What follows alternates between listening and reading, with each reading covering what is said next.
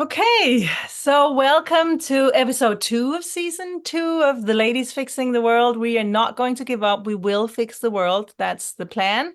And I think we are in the process, all three of us. I am, as always, humbled and honored to be around these very wise women that I happen to have in my circles. Welcome, Sandra Dodd, and Hello. welcome, Sue Elvis, for this conversation.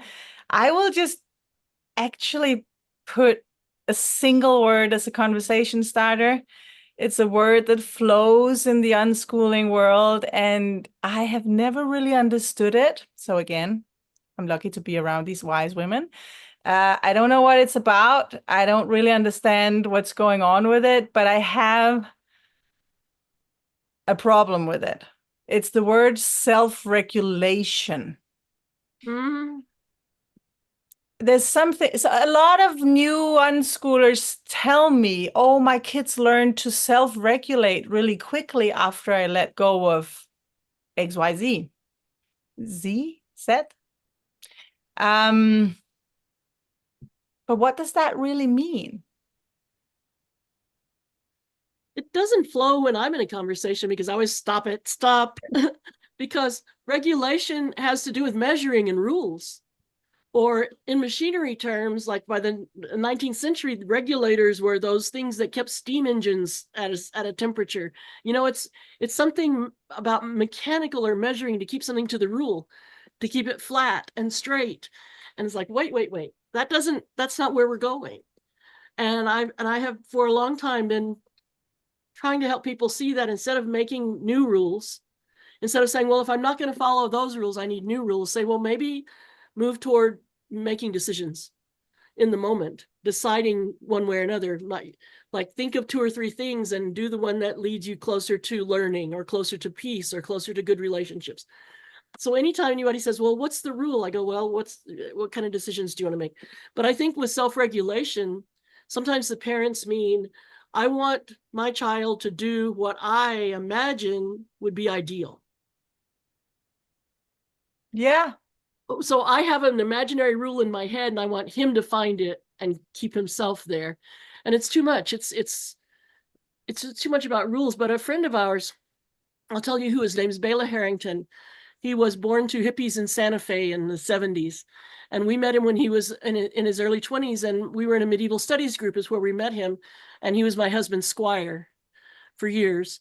And in 2019, my husband had a cardiac arrest out in public. He was not alive. And Bela, who had for many years of his adult life by then been a firefighter of forest fires, he knew all kinds of CPR and he resuscitated my husband. So he saved his life. I love that we've helped Belo in some ways and he's helped us in that huge way. But he's been in our lives for a long time. And he sent me this one day, just out of the blue, sent this message to me. It's a story. One Zen student said, my teacher has, I'm sorry, my teacher is the best. I'm starting over. Maybe Jesper can Cut. edit it Let's out. just cut. Yeah. You read it again. One Zen student said, my teacher is the best. He can go days without eating. The second said, my teacher has so much self-control, he can go days without sleep. The third said, my teacher is so wise that he eats when he's hungry and sleeps when he's tired. And I think that's the ideal for unschoolers, is food should be about, learning should be about people understanding when they're hungry and maybe what they're hungry for. And thinking, I'm tired, I need a nap. It's not nighttime, but I need to sleep. Or it's nighttime, I'm not tired yet, I'm going to stay up a while. Or it's nighttime, I need to sleep. And making and learning to feel their body's needs, which is not something I grew up with, and learning to think in the moment, what decision am I making now for myself about anything, about what to do, how to feel. And I think I was surprised when we got into the flow of unschooling and I saw how much my children knew about themselves. And of course, when I was a little kid, they said, you'll eat what we give you. And it was, I don't know about you. I like that we're all from different continents, but it keeps us from having maybe the shared history. But in the United States, my relatives were in the South Central U.S. where there had been the Dust Bowl. People who were farming, their farms didn't work anymore. You know, they were hungry. Then the Depression was there too. Around the same time, the Depression already started before the Dust Bowl. So they had grown up without much food, really hungry, really poor. And that was my grandparents. My parents were kids in those days. So by the time I come along, it's like, don't tell us you want different food. You're lucky to have any food. We're going to put some food in front of you and you're going to eat it. So we didn't grow up learning to know what we wanted. What we wanted was something different. You know, so we got people who were, I was born in 1953. People who were born in those days, I think what they came up with was I'm restlessness. Like, I want something that I thought up. I want something that I want, not something that somebody else decided for me and gave to me. Because everything was decided for us and given to us, clothes and school and music lessons, and everything seemed to be decided by other people. So I didn't realize and was surprised by how much my children, given a lot of options, not being pressed to do or eat or be certain ways, how much they thought about it and how much they could instinctively feel what they needed. That surprised me. I liked it. I think it's good. It's very interesting to be the parent of unschooled children. They function in ways that are hard to understand, I find. There are things I simply realize now, they are teenagers. I don't know how I can't identify, it's not like how it was for me. And I'm just impressed and happy that they have this self-knowledge and this strength to just be who they are. You talked about food, Sandra, and mine are so powerful. They're very nice and will eat what I cook if it suits them to eat it. But if not, they'll just get up and make something else because they're not going to put something inside their bodies that's not supposed to be there. And I would not want them to either.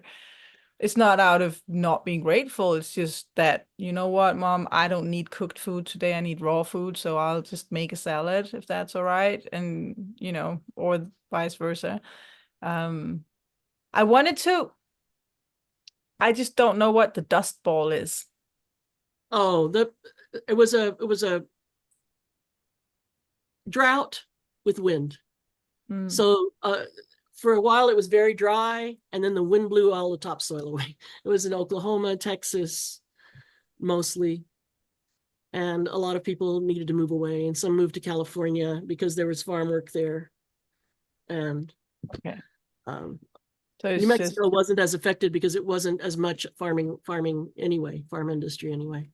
Or mountainous. But anyway, yeah, the Dust Bowl is such a big deal. And the people who lived through it, it ruined their families, it ruined their farms, it ruined their And when was this? 1930s. 30s. Okay. Yeah. So younger, the trauma on the adults of the Depression and the Dust Bowl then affected the next generation. Yeah, well, it's a bit like the war in our end, basically. It's the same poverty, I think. My parents, so you're the same age as my mom would have been, and she grew up with this post-war poverty and the same, you just be happy you have a pair of shoes because they didn't. And yeah. And for some of us, you just be happy you're alive kind of thing. But I'm younger, so my context was different, obviously. But so we're all moving though from something. I only know one mom. Pam Sarushian's parents were really sweet and gentle and gave her a lot of choices, so she didn't have to recover. But she also said it seemed sometimes harder for her to get the things right away. She didn't understand why people didn't get it. You know what I mean? Like she didn't have the experience of needing to make a big change. So that's interesting too. I think it's really interesting when we join our kids in their experiences or similar ones, for example, video games. And I didn't understand video games, and so I started playing them. And then I got really, well, my first attempt at video games was pathetic. I wasn't very good and I gave up. And then my girls said, well, Mum, maybe you're playing the wrong game. And so they found me a different game. And I'm a puzzle person. So if the game involves puzzles, I enjoy it. But the problem, the problem if we weren't unschoolers would be I get really into the game and I want to play for hours and hours and hours. And so I get that insight into, my kids aren't big gamers, but I get that insight into parents who tell me their kids get involved with their games and they don't want to it looks like they're not self-regulating. The parents are waiting for their kids to get over the game, to have enough of it, and then to get back into all the other activities that the parent thinks are valuable. And so parents come back and say, well, it didn't work. I let them have limitless hours on the computer and it's been so much time. They're not self-regulating. They are just still there playing and playing and playing, and I'm not happy with that. So they had these preconceived expectations. But when I've been playing games, I sometimes get to the point where I'm playing and then I'm thinking about something else, a writing idea, and my attention gets taken away from the game. And it comes to the point where I think, I want to go write that blog post, or I want to go and do something else. And I'll put the game down and I'll go away. And I might not come back to that game for a long time. But the other thing I've worked out, well, for myself, knowing myself through playing the games, is that sometimes I get this overwhelmed feeling. My head starts to ache. My eyes get a little bit out of focus. I just get fed up with it all. And I think that's the time that I've got to close the lid, get up and go. Not when somebody comes along, oh, Mum, you've been on that game all day. Don't you think it's time? And we tend to find out about ourselves and our needs and how much what we really want to do and how much of something we can cope with or how much we are enjoying it and then we're not enjoying it. And we can do, and I was thinking about maybe that, I haven't thought about the word self-regulation much, but maybe we're regulating towards our own needs, that we're learning about ourselves and then regulating our activities, which gives us the most peace, the most, so we're the most effective, so that we're happy, and that sometimes we can go past our limit, but it's a limit that we have to determine for ourselves, not from the outside, because how can somebody from the outside know what's going on within us? We need that, we need that self-knowledge, that how it feels to us, what's important to us. And if somebody else comes along and says, hey, Mum, you've been there all day and I think you ought to go out and get some exercise, it doesn't work the same way. It just, I'm in the middle of this game here. I'm on another level and can't leave it right this moment. I'll go and get fresh air another time. It's just been a learning process, putting myself in the place of my kids instead of standing on the outside watching them and wondering what's going on inside them. And what's going on inside them is different to what's going on inside me. And that's the thing I think as well, that we have to value each of our children or whoever in the family, the people around us, that they know how they're feeling and they can tell us, but we will never really be able to decide for them because, I don't like people to assume they know what my needs are and how I'm feeling about something. But when you said you have a limit or we figure out what our limit is, that still sounds like a timer to me. It sounds like you mean, okay, the limit is 3 hours. No, the limit can be different all the time. In this moment, I get to my limit.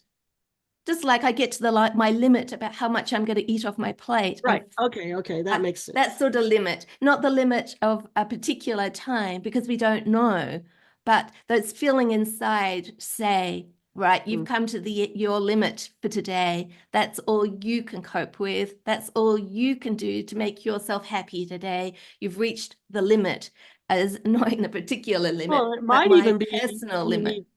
it might even need you. It might be that you need a break and then you come back. It could be. I'm saying this not for me or you or Cecilia. I'm saying this for somebody who's listening and went, oh, good. Then there should be a limit. No. I think also, so if everyone understood the word self-regulation the way Sue just talked about it as a journey into getting to know yourself and what makes you happy and what makes your life meaningful and what you really want and all these things, if that was what it was about, I wouldn't have this problem. I wouldn't make that face in the beginning of this podcast that I just did. The problem to me is that I hear the word always around things where adults would normally come up with rules, excuse me, around children.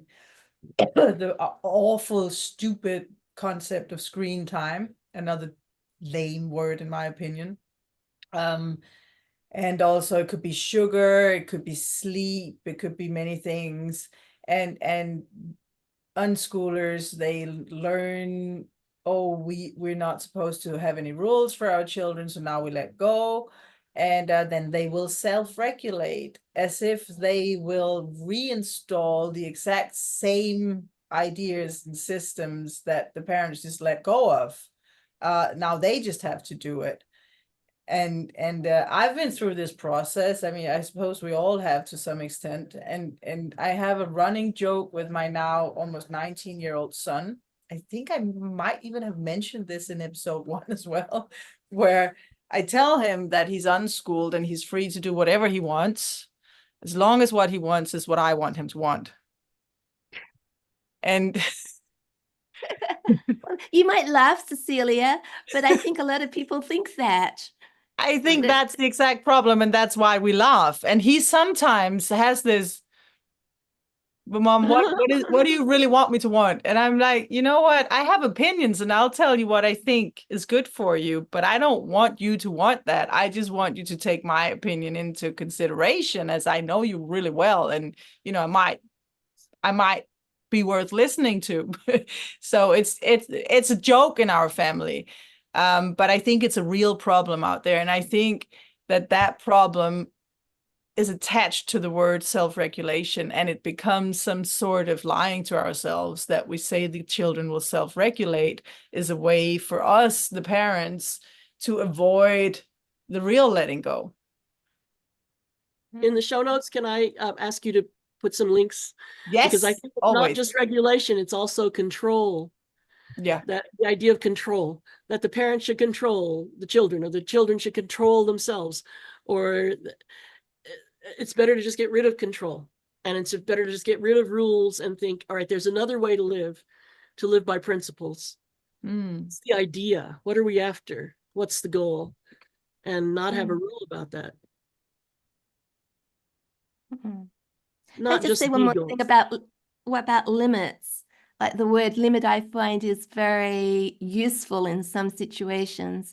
I get overwhelmed by crowd and by noise, and sometimes I'll go places like parties or shopping centers, and I feel inside I have reached my limit. I have to go.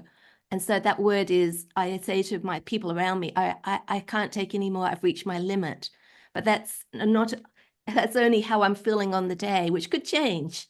I could have more energy another day, or I could really want to be where I am. So my limit will be a little bit, I'll move the limit. It won't be the same as a day when I'm extremely tired and feeling unwell, but I do have a limit. So that word limit, I feel, is useful in some situations because people understand what that means. It doesn't work too well on computer games, but as a word in the English language and how we feel and how we react to the world and know ourselves, it's a very useful one if we're applying it to ourselves, not to other people. Yeah, that's the thing. Right. Because it still sounds to me, a limit sounds like a measurement set up in advance. Perhaps we're thinking of different things behind the word limit, because I'm just using it on the number, or the how I'm deciding changes to how I'm feeling inside and the circumstances I'm coping with outside. It's not a preconceived number. It's not an expectation. It's just a feeling. This is my limit today. I cannot play any more of this computer game because my head is sore. I cannot last another minute at this party because I've reached my limit. I need to go. So I wonder if people have mixed it up. You know, for me, the word limit is very useful, but maybe different people are thinking different things with that word, and it's getting mixed up in the conversation. Maybe. I usually call it my breaking point. Well, yeah, you can want to go home. I maybe go a little further than you, Sue. I'm not that smart. Maybe you can just want to go home without saying breaking point or limit. I'm done. I want to go home. But I think for me, I want to go home. Yes, I do. But why? Doesn't matter. You want to, let's go. I want to explain that I would have stayed because maybe the other people would like to stay longer. I can't because I've reached my limit. It's not an arbitrary decision. I'm just not having a good time, and I'm not willing to sit here while you enjoy it. I have reached my limit, and please take me home. That's the way I'm using the word. I think my concern has been when a parent, it's usually the parent defending their own use of the word for themselves, but then they're keeping that word. It's like, this word's important, and then they end up turning and using it on their kids. Yeah. So that's about regulation and rules, especially. But I think limits, you know, there should be limits. They'll say my kids should have their limits. They're not limiting themselves. So I worry about parents not deschooling. I think it's all part of deschooling. I think it's seeing the world in another way that doesn't have a schedule or a curriculum that someone else enforces. And so it just makes me nervous because that's on the edge of control.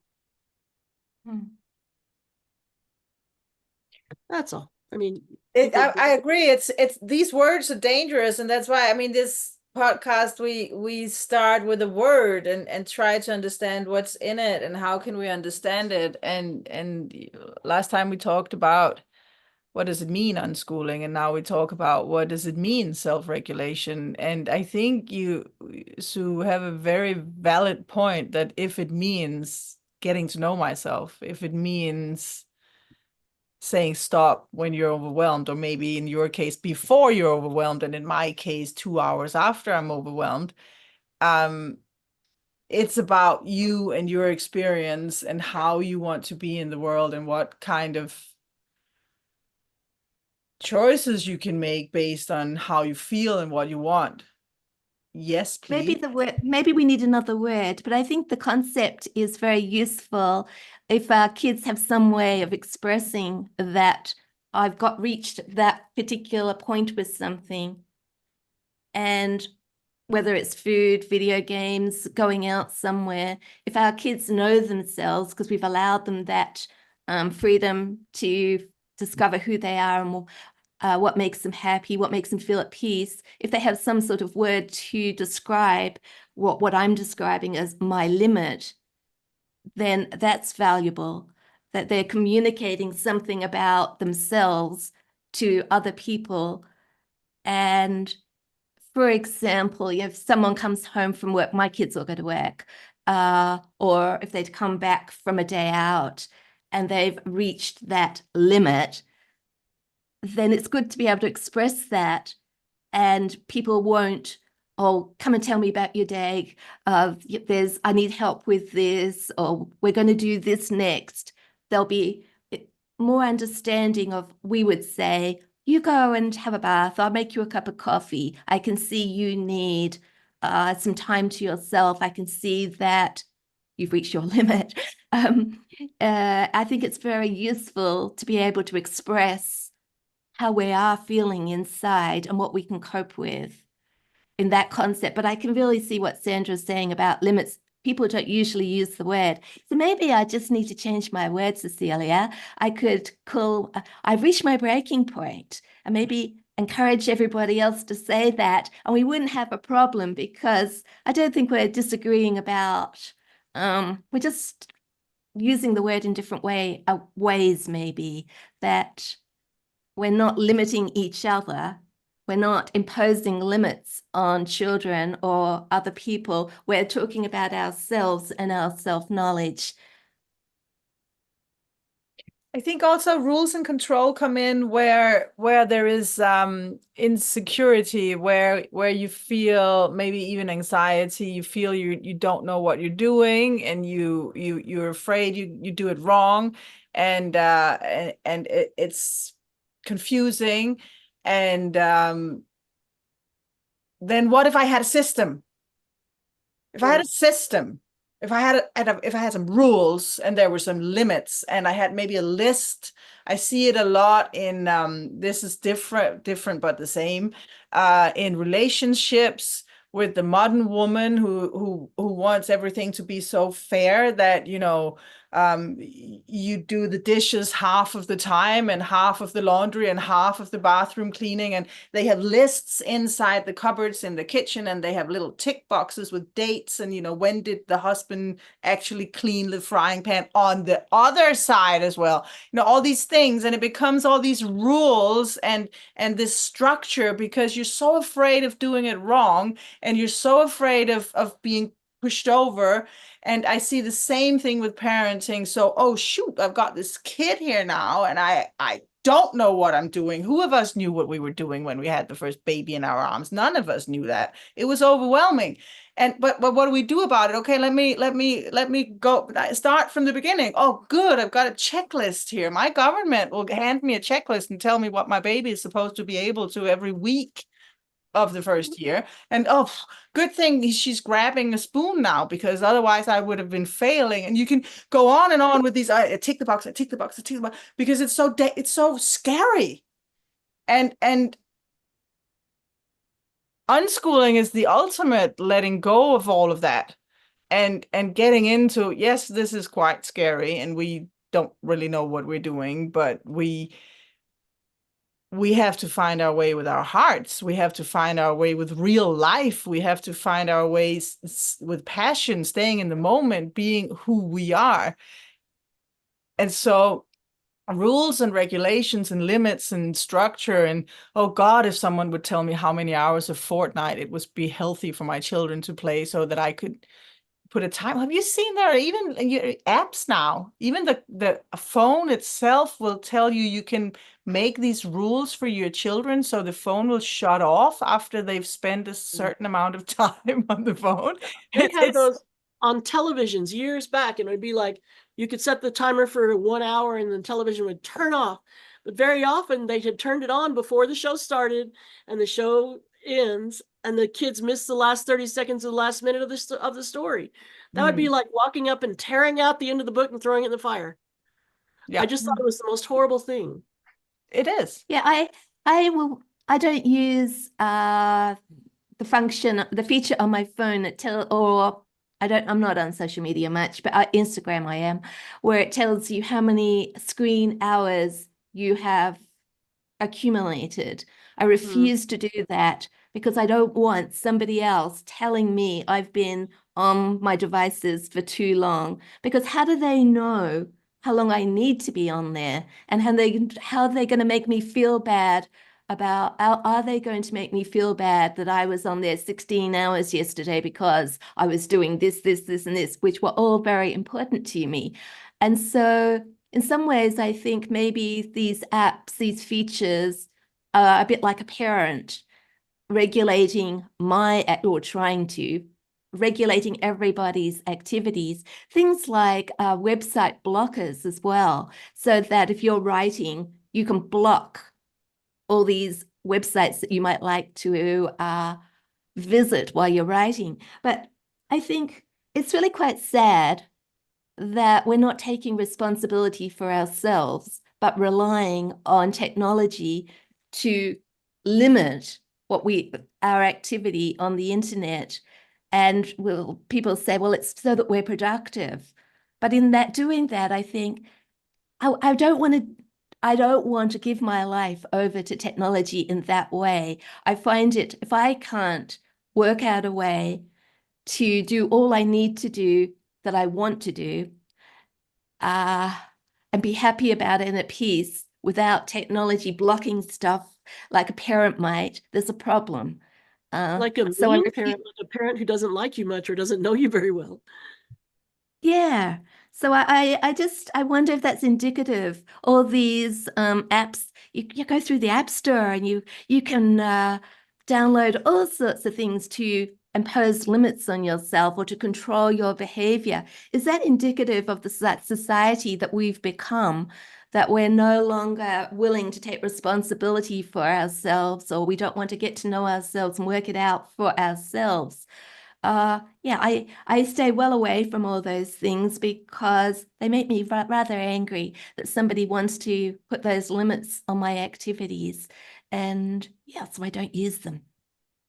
If they measured me well, sometimes they'd know I'm using 2 devices at the same time because I'm listening to a podcast or watching a movie and playing a video game on my iPad. How sinful is that?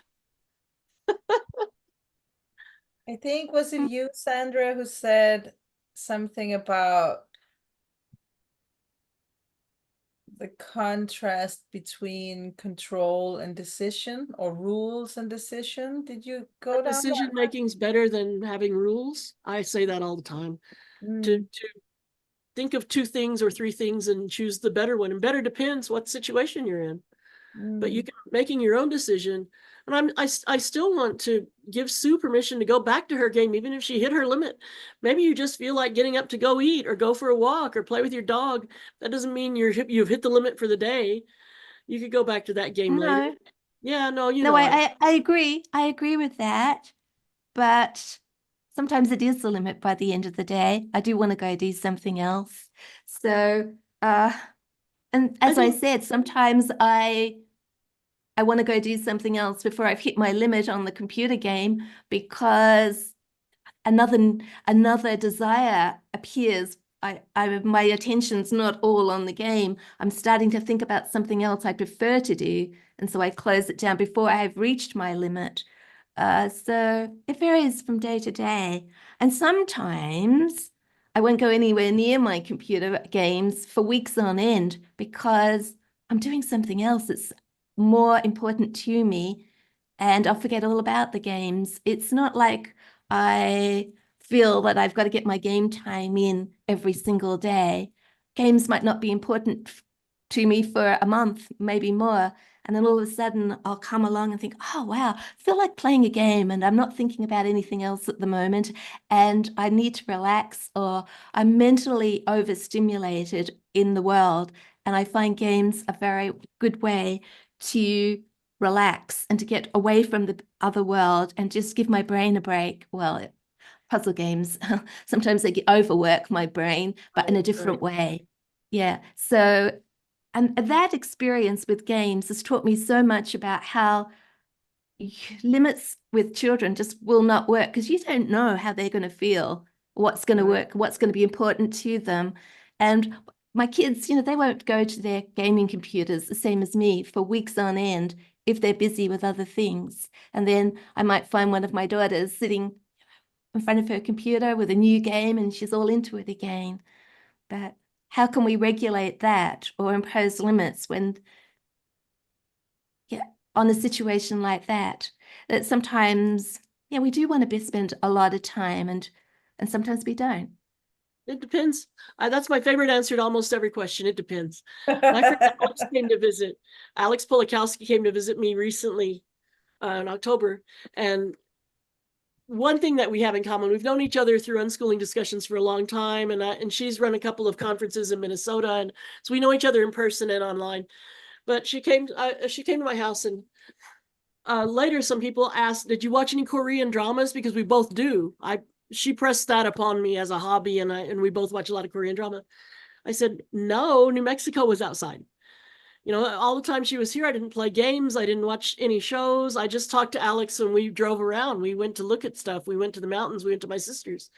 And so it depends. What's the most interesting thing at the moment? What's the most pressing thing? What's the most needful thing? And I think that's how I found my kids making their decisions like that when they were really young. What's the thing that needs to be done today that it would make me happy, or that I'm going to wish I had done? And they'd be 8 or 10 and really good at that. And I wasn't really good at that till I was grown, probably till after I had kids, of really thinking, okay, I don't have to do the dishes. I don't have to do this. I can choose. And so when I think about what I want to choose, I may choose to do the dishes, but it will be because it was more important than other things at that moment, not because it was time. And so I got better at it from watching my kids be good at it, because they had the opportunity to practice to swim in those waters when they were still young. But it's really about being able to make decisions for your own time on this planet, for your own life. And when I was a child, I didn't have, my parents were hippies, so I had a lot of freedom relative to many other kids, but I still lived that life of having to get up in the morning. And when I was little, I had to go to kindergarten, and after that, school life, and I was always told what to do, more or less. And there would be someone who had an opinion as to why I had to do it and how I had to do it and how well I did it and all those things. So making decisions for myself and thinking about what made me happy was only something I could do in my very scarce free time. And I think it's a really scary thing, just like figuring it out in your relationship. You know, maybe we can do a division of labor. Maybe it's all right, I wash the clothes and you take the garbage out, and we don't have to discuss that every day. But having to live without setting up a structure and having rules and decide on a system is going to put you in a situation where you have to feel and you have to decide and you have to risk making mistakes.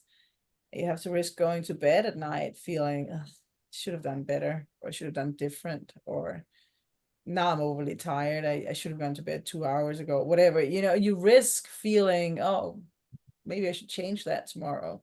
And that's not a nice feeling. And but the problem really is to take the responsibility back to yourself, and knowing these hours are my hours, and it's my responsibility to create the life that I need. And also, as unschoolers, we have to give that freedom to our children, which is a challenge, maybe. And maybe that's, I wonder personality, that maybe the same kind of personality of people who would prefer to live by a schedule and not have to think about it would be the same kind of people who would not want to unschool. Maybe. It's possible that those kind of things go together in batches of personality traits. Like some people would really rather be in the military where they tell you what to wear. And some people really find that whole idea frightening and odious, to not be able to just decide one day that they're going to go to Hawaii and surf because they can't, because they're in the Air Force in some other country. I don't know. I think about that sometimes, that sometimes when we're encouraging unschoolers, it's a self-chosen group, because we're not going out into public. We're not inviting everybody in one neighborhood to a talk about unschooling. That wouldn't make sense. But people who come and say, I've heard about this, tell me more, that's different. They've already said, I might be interested in this. And we can discuss with them to where they see, it's hard, isn't it? It takes a long time to get it, but we can show them some things that might help, and maybe notice some things about them that might not be helping, about their worries or traits or concerns or images. Like some parents will come and say, okay, I let him do what he wanted to do, and he's never asked for a science book. They think that learning is still, so they might have been unschooling for a year or two. And it's like, what part of deschooling did you miss here? Because science doesn't all live in science books. At school it does, but in the real world, it's everywhere. It's all over the place. So I think sometimes people, if they can't gradually come to change their entire view of schedules and choices and activities and in relationships, which is a big change, that's changing everything. If they're not interested in doing that, or they try it and they can't, they're scared, they jump back from the water, to the dry place. Maybe, I don't know what I'm saying. Maybe it's just something about unschooling that you can or can't relax out of the rules. When sorry, Cecilie, I just sometimes we go back to the unlimited video games, and you parents say, well, I've allowed my child to be on that computer for limitless time, and they're not self-regulating, and they're obviously the parent had expectations and they haven't been fulfilled. I wonder if in some ways it's better to be honest and say, I'm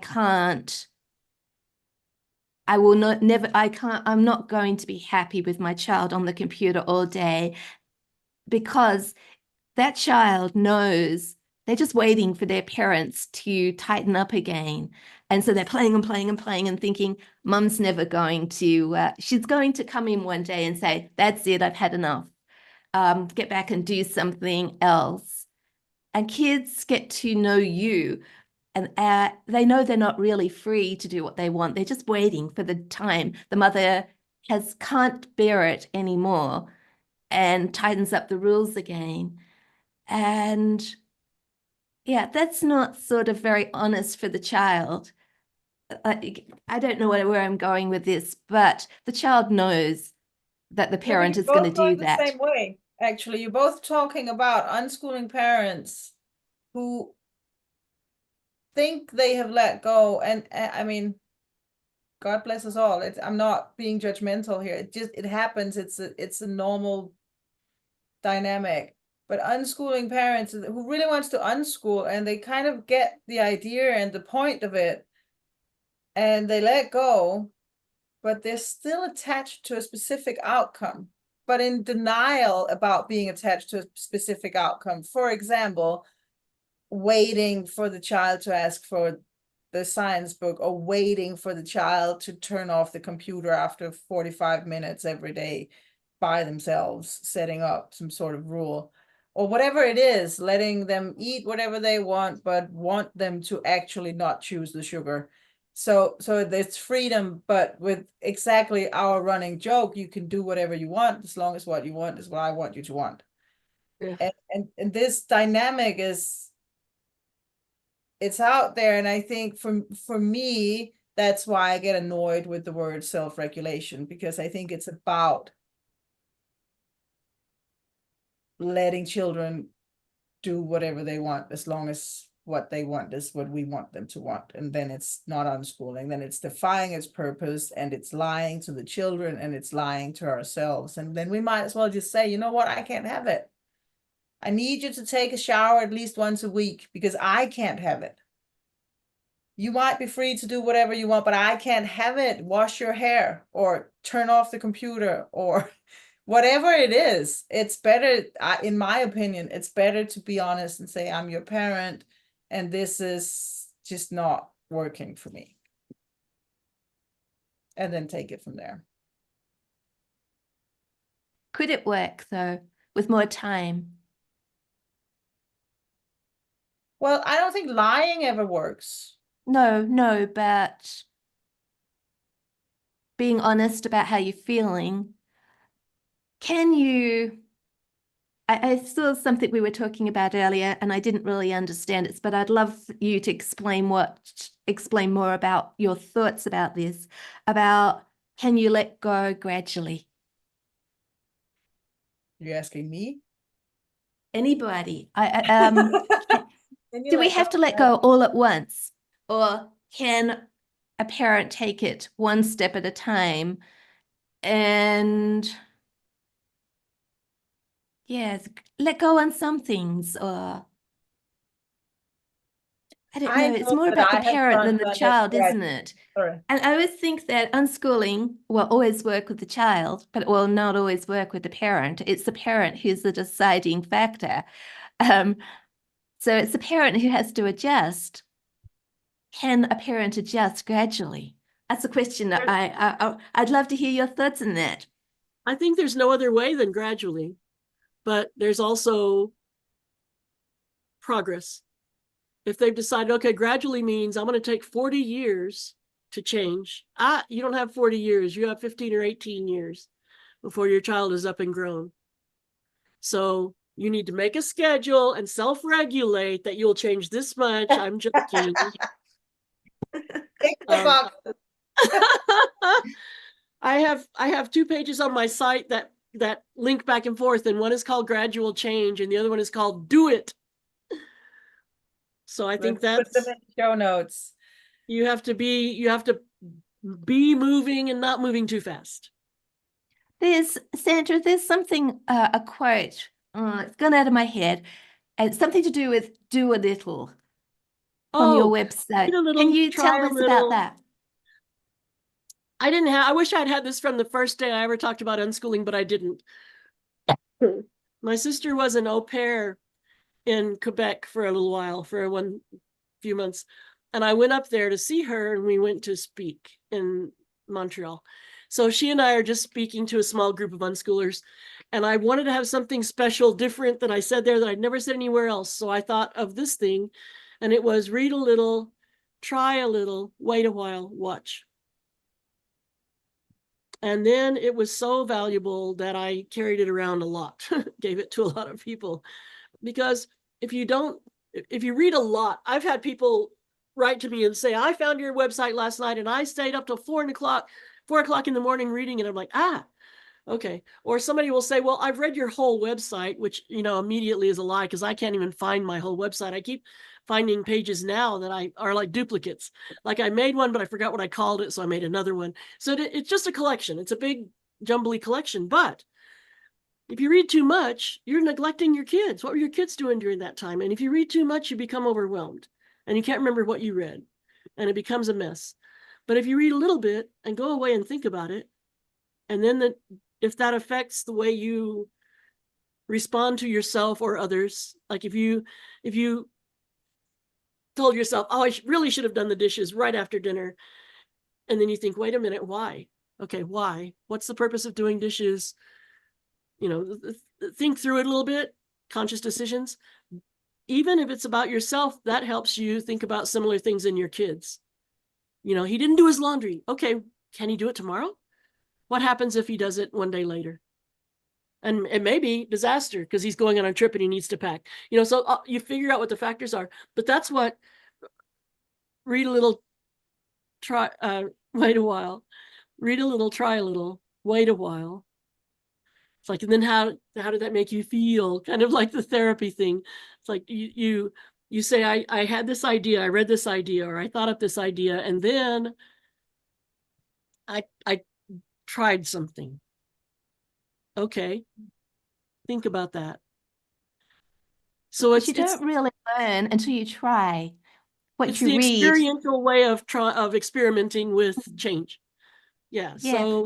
So it was also trying to talk people out of thinking that they could read enough to take a test to become unschoolers. You can't. You have to do it. It's like riding a bicycle.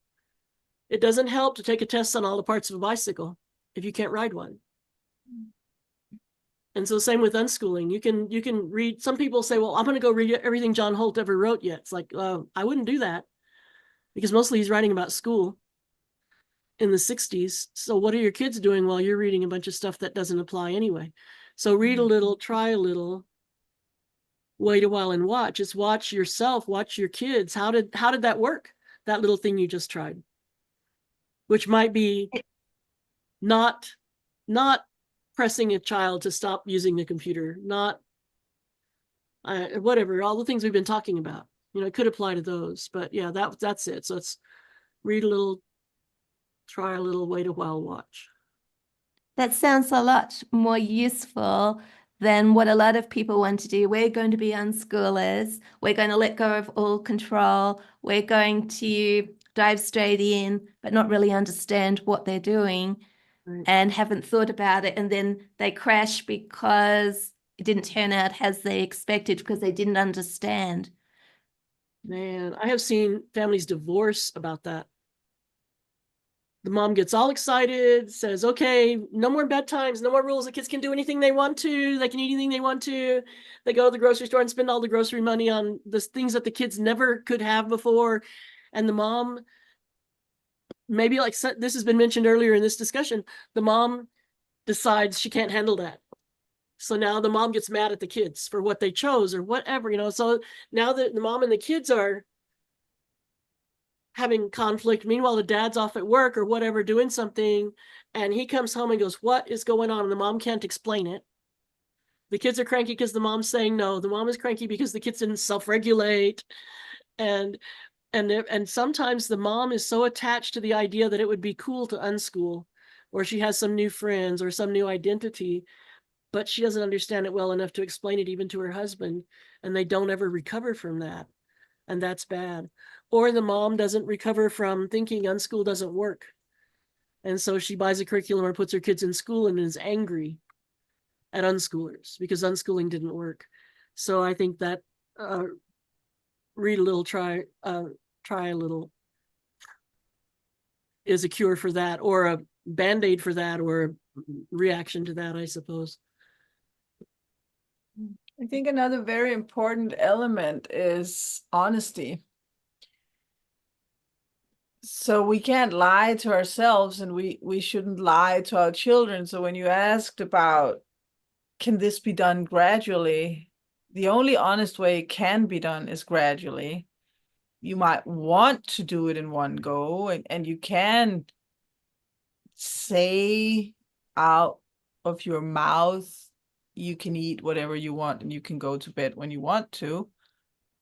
But then it will push around the parent and they will feel so much discomfort and so much fear that actually the children can't. And then it will be, what does mom want me to want? And that will be the guidance, and it will be this unspoken law of how can we please the parents, which just makes life really hard for the children. And though I disagree with unschooling being, I think, is it John Holt who says something like, giving the children the freedom, as much freedom as the parents can handle, something like that. That's not John Holt. That was Patrick Ferenga. John Holt Oh. didn't say it. Okay. I can't remember who said it. It sounds nice, but then again, it's more complex than that. But I think the thing that I can take away from it is it's only fair to express to our children when we feel discomfort. When we say, I know that it could be great that you could do this all day, whatever it is. We keep going back to video games. We could actually be all kinds of things, but it makes me uncomfortable. I feel fear. I can't. I'm so afraid I'm failing. I'm so afraid it's wrong for you. I'm so afraid that this is not going to be a thriving life for us, that I need to express that, to say that. And that could be many things. That could be children choosing to not be social because they're reading a book that's so interesting they can't put it down when the grandparents are coming over, let's say. Or it could be what they eat or don't eat, or how much they sleep. And you look at them, and it might be that you believe in your mind that it should be okay, they decide how much sleep they get, but you look at them and it looks wrong and it feels wrong. So not saying that, waiting for this self-regulation to happen, is essentially lying, because you have a strong emotion as a parent, but you're not sharing it with the child who clearly can feel you have that emotion. if it depends for me, at which point in unschooling is this happening? If it's the first few years, sure, say this really makes me nervous. I'm uncomfortable. I would like to be more comfortable with this. But if it's something about the parents coming over, that should have been dealt with 2 or 3 days before. Okay, your grandparents will be here. What would be fun to do?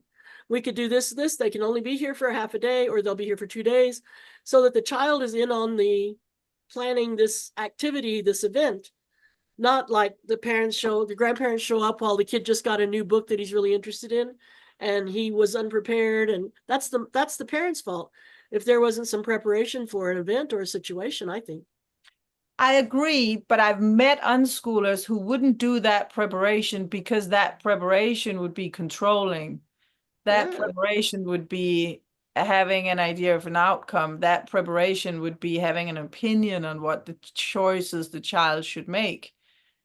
And well, I do that. Prepare for things and say what my expectations are, what I think the social norm is, and there's a difference between saying, when grandma comes, you must wear this, you must sit here, you must say this. That's too controlling. But to let the kid be in on what do you think would be a fun thing to do? Where should we go eat? Or what should we went to the children's museum last time. You want to go to the zoo or children's museum again? And let the kids invite the grandparents to come do the cool thing. That helps the child the next time to plan a social event. That's something people do. That's part of culture. That's part of just living in the world. And I think those are the sorts of things that unschooling can help kids learn without teaching them. It's another thing that can be demonstrated and done as a group, and you can explain why it's important. And what your concern, you can state your concerns then. I'm afraid that you'll ignore grandma, or I'm afraid grandma will feel uncomfortable if she won't know what to talk to you about. So let's think of some topics, think of some things to show her. Show and tell is great with little kids. Show her your new toy. Show her what the puppy can do. Show her your slide. And that it's better if that happens in advance than right in front of the grandparents. So that it's kind of here's some things we might do. What do you think? And they may not be needed, and they may be needed. Yeah, I know what you're talking about, though. Some parents are just like so hands off, and then they want to blame unschooling for it. They don't, and it may be that personality thing again. Maybe they don't have whatever it is that it takes to be a cruise director, a activities director. Some people are really good at that. Some people are really good at that, and some people can't imagine how somebody could invite people over for a party and run out of ice and toilet paper. It's like, how can that happen? But some people can. Some people run out of gas in their car. Some people totally forget to do the laundry when they're about to have a bunch of company for a week. So I don't think checklists will save anybody, really, because it involves looking at the larger picture, looking a few days in advance, and having some priorities of the moment, not priorities of all time, not rules for every week of your whole life from now on, but what's happening now and how could I make it easier? Instead of thinking of how can I make it right, how can I do what I have to do, it's how can we make this smooth? How can we make this comfortable? And I think unschooling parents should be doing that all the time. Remind me of your definition from last episode. Unschooling is creating and maintaining an environment in which, is that what it said, atmosphere, environment? I don't know. I don't have it right here. Creating and maintaining an atmosphere in which natural learning can flourish. Give or take a word. I think that was it. Yeah. But creating that environment, atmosphere, it is taking some sort of, I don't want to use the word control, but responsibility maybe. Well, you can control an environment. I can make sure that the front door is unlocked when somebody's about to come over, because yelling, come in, and then having to go up the stairs to open the door, that's no good. I'm downstairs where the fire is because it's winter here. I think you can control the laundry and the dishes and make sure that you went grocery shopping, control things. What I've told people, if you have the urge to control, reorganize your closet. You know, if you just have really the urge to control something, don't turn that. What I wrote something one time. Don't turn that control beam on your family. Yeah. Could be done with devices talking as about well. control. Becomes very chaotic very easily. Buy some little jars and a nice pen and get that really organized. Not the kids. I just thought of a time when controlling the environment, controlling things, a story about that. Somebody in a Facebook group said that they were unschoolers and that her kids, she was totally happy with her kids doing whatever they wanted because she had controlled their environment so much that they were able to, she only wanted them to pick and choose from what was she had given them. She had controlled the environment so much that she was happy to let them do whatever they liked because she knew they weren't going to encounter anything that was outside her comfort zone. And I thought, well, that's one way of convincing yourself you're unschooling and taking away the fear or the uncomfortableness of it. But is it really unschooling? It's just funny how people define things. But going back to what you were saying, Cecilia, about responsibility, our kids, we don't want to control them. They can choose what they want to do, but we all live together with other people.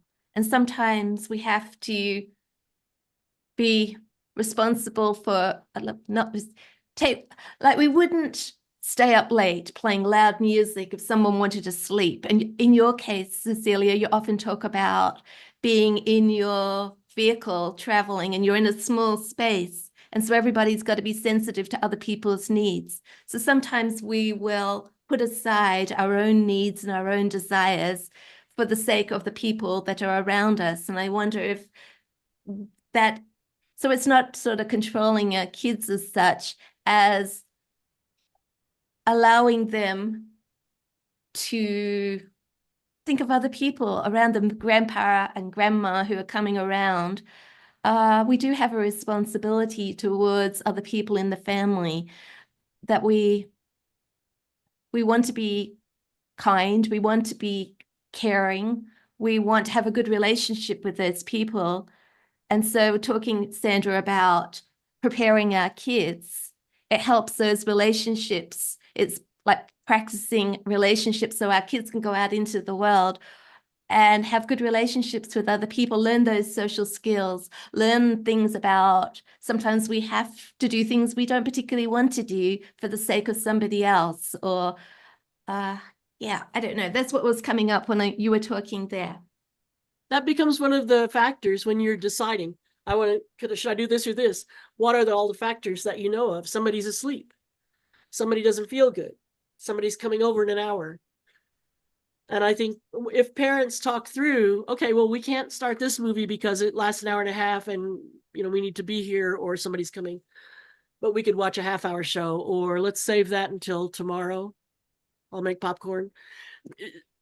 So it's not scheduling their lives, it's helping them see how there are things to schedule around. I think we had a rule. I just thought of a rule we had when my kids were, I'm trying to think, Kirby was probably 14 and had just gotten a job, and he worked on Friday and Saturday till midnight at a gaming shop. And so he would sleep late, but other nights he might stay up watching movies or playing video games, and then he would want to sleep. So Marty and Holly were younger and they were more likely to get up, energetic, run around the house. And by then we had moved out of our small house into a bigger house. But so when we came to the big house, it was, let's be quiet till noon. Don't do anything really loud, right? No power tools, no loud music, loud movies. It's okay to talk, but don't do anything really loud until noon or until everybody's awake. So it's not till noon. If everybody was awake, there's no reason to go for noon, but it's like at noon, if he's still asleep, go ahead and make noise. And they didn't always do it. Nobody set an alarm for noon and started, playing drums, but it was a guideline. It was something to have as a way to consider, okay, let's let the morning be quiet if anybody's asleep. That But was wasn't helpful. that a rule based on a principle, the principle of respecting other people's need to rest? It was. And it was a way that we didn't have to Like, renegotiate it every day. I'm trying to think about rules, and we have a rule, but it's based on a principle as well that we don't cancel social events less than 24 hours before they're supposed to happen. Mm. Our calendar is always very moving and our plans change all the time. And we just decided at some point, if we have a social commitment, we are sticking to it if it's less than 24 hours, unless we are very sick or something really devastating happen. And that came from a principle of respecting other people's time. So if I say I'm coming over, or let's say we're going for a walk in Barcelona together tomorrow to see this, that, and the other with another family, and I cancel 2 hours before, they could have made other plans of fun things to do, but they were holding up that space for me. And now they're missing out on that other thing they could do because I'm canceling late. And that happened to us many times with some friends we don't spend a lot of time with any longer for that reason. Mm. And I remember standing on a corner in Barcelona discussing this with the kids, and it was one of the children who said, why don't we make a rule for ourselves? Why don't we flip this so we learn something? And we will never do this.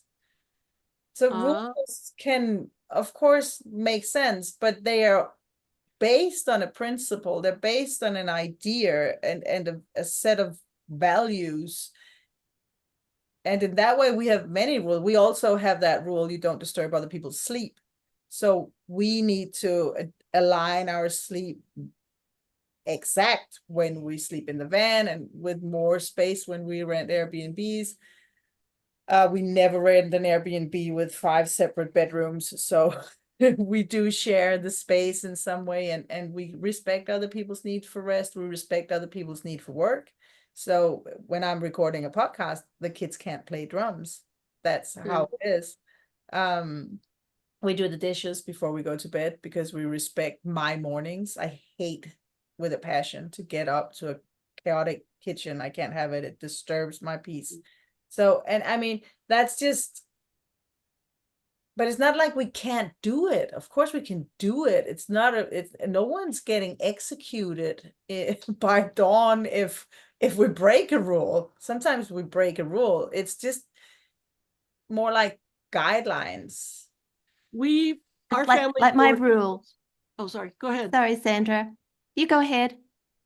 Oh, I was just going to say that our family hosted a homeschooling gathering for a couple of years. Like, we were the main family. And we would go to the park, whichever park had been chosen. That sometimes rotated. And if it was too rainy or whatever, people would come to our house. Too rainy in New Mexico is any rain. If it rained or snowed, people would come to our house. And my kids knew, like, we have a responsibility. We have to be there, and we have to be there on time because some new unschooling family might be coming by. And if we're not there, they miss it. But the kids were they understood it. Like, we're providing something, an opportunity. And if we go there, you'll get to play with other kids, and some other people might come get to talk to other moms. So they went along with that. They didn't argue about it. There was never a week and they said, I really don't want to. But that was a longstanding routine and responsibility, and they knew why it was important. And I think that's a case by case too. When kids have been in plays or Holly's been in dance groups, she knows she needs to be there. Marty played ice hockey one year. He knew he really needed to be there. So they were used to that too. It wasn't, do you feel like going today? But when he finally said, I don't want to do it anymore, I would like to not do this next year, it was okay. But it wasn't do we want to do this week, or do we just want to not show up to the park? That, I don't think any of us would have thought that was a good idea, but that was also perhaps personality and genetics. I can't discount the possibility of that. Well, it sounds like it was also having principles and discussions about why are we doing the things we're doing, why are they important, and why do we have to show up for them, and so that's again what you said in the beginning of the conversation. This is about decisions, and I had a little rant about, do you dare face that your life is your responsibility, or would you rather throw it over to a curriculum and a set of rules? So if you face that your life is your responsibility, you have to make some decisions as to what's important and why is it important and how am I going to make these things happen that are important. And I'm wondering if self-regulation. Now, people who came in from the beginning here and want to defend self-regulation, well, they go, well, see, you had self-control. You controlled your going to the park day. But I didn't. I just knew it's Tuesday. How can I make this easy for my kids? Maybe we stop for donuts on the way, or maybe are we taking the dog? I don't know, things like that. Can we make it a little different for my kids, interesting for my kids? What can we take to play with that other kids could play with? That was me being considerate to my kids' feelings and making it easier for them. And when they experienced that for a number of years, it became very easy for them to be courteous to other people. They got good at planning little outings or whatever, and they would go, okay, let's all go to the movies. So-and-so doesn't really love this movie the best, so let's let her pick where we have a snack. They got really good at that. I was glad. I was impressed with them, and I was relieved that something seemed to have worked. A friend of mine used to always say it's genetics, and I said it's unschooling. You'll go, no, they're just like you and Keith. So I don't know for sure. I can't prove it, but I see the benefit of unschooling in a lot of families. Well, aren't you? Pardon me? I'm saying you and Keith are unschooled as well. I mean, we de-school and we become something else when we live this life. And Yeah, I think so. genetics, it's a family dynamic, maybe. Yes. And it's not self-regulation that you had these conversations with your children about showing up for the community when you did the gatherings. It's having a core value, having an idea, a principle. We want to create community around this lifestyle because there's a need for that. We want to give, and we do it this way, and how can we make this way that we're doing it work for everyone involved? And I'm sure that if they had hated it with a passion, you would have found another way to do it. You wouldn't have kept going to the park, obviously. So it's also about and maybe that's for another episode, but about the equality that even though we are the parents and in that way, in many ways, the responsible adults, our opinion is not more important than the children's opinion. When it did start to wane, when the group wasn't as needed and as solid, and the kids were kind of tired of it, we did phase it out. But it was several factors, and it worked out okay. Did we get any closer to where we want to put this word self-regulation in our understanding of what unschooling is? I think I should keep telling people not to use it. Pick some different words. It is tied up for me. What I think I see the risk being, if you have an idea of self-regulation, you probably have an idea of an outcome to a freedom that you're pretending to make. If it's free, there's no specific outcome. So what's that self-regulation really about? Maybe what we're looking for is what Sue was talking about. How do we learn to get to know ourselves and find out what really makes us happy? And how do we teach our children to find out how they navigate, how they stay happy and healthy and engaged and enthusiastic and passionate? That's the alternative. That's not one little fancy word. This is a hard topic. So I hope if anyone has this is their very first time they've heard any of these, that they'll come back, because this one's not as easy as some, I think. I find it hard to wrap it up. No, I was just going to say that when I heard the topic and that we were talking a little bit about it before we started recording, I thought I'm going to learn a lot from this today because it's not one of those topics that what is unschooling? How do you strew? It's very, in a lot of ways, something that you need to have some experience about and the language to describe it to actually talk about it. That Yeah. I've discovered today that what I'm using, how I'm using some of these words is very different to the way Sandra's using them. But when we're talking with other people, how are they using the words? I think that they're using the words in Sandra's way more than my way, which is something to be very aware of. I think at the very least there is a risk, and that's why words are so important. There is a risk when you use the word self-regulation that you are attached to an outcome, that you want that regulation to regulate in a specific way, and that there is a need for regulation even. And this self-regulation is taking over from parental regulation, which is what you just took out of the equation. So why are putting a substitute? It also sets up like there was a right answer and a wrong answer, and you picked the wrong one. You sinned. Regulation is right on the edge of, and control is right on the edge of sin. And I think those things are just way too negative to even consider when we're trying to set up a sweet, peaceful, funny, colorful learning situation. And experimental. They're at risk at any moment of violating or sinning or ruining or destroying. It won't work. There's the risk of wanting something your mom doesn't want you to want. Yeah, even that, even though the words sound sweet, it's mom and want, it's that fear of fail. Yeah. I failed to guess right. And it's nice when parents can scoot away from that. Scoot may not be the word. I was in England and I said, scoot over. And everybody just looked at me. I was wanting to sit on the couch and there were too many people on the couch. And I said, scoot over. And they just looked at me and I said, they said, oh, budge up, budge up. Oh. I didn't know budge up. Well, so yes, sorry. Around English people all the time. Say scoot. How do you get on the couch in Australia? Budge up or scoot over? Both. I find that we're very much a mixture of the British culture and American culture. We get input from so much that we understand both ways of describing things.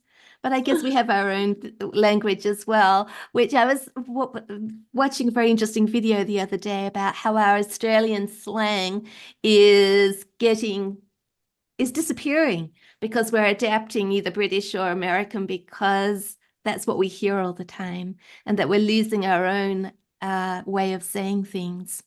Just for example, we always call chickens chooks. But then if I say to somebody, oh, look, I saw a chook down the road the other day, and they say, what's chook? And I say, chicken.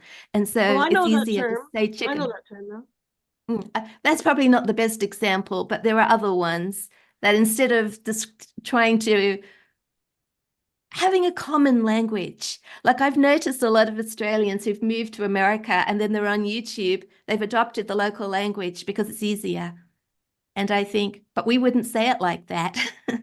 Right. Well, I am speaking not my native language right now.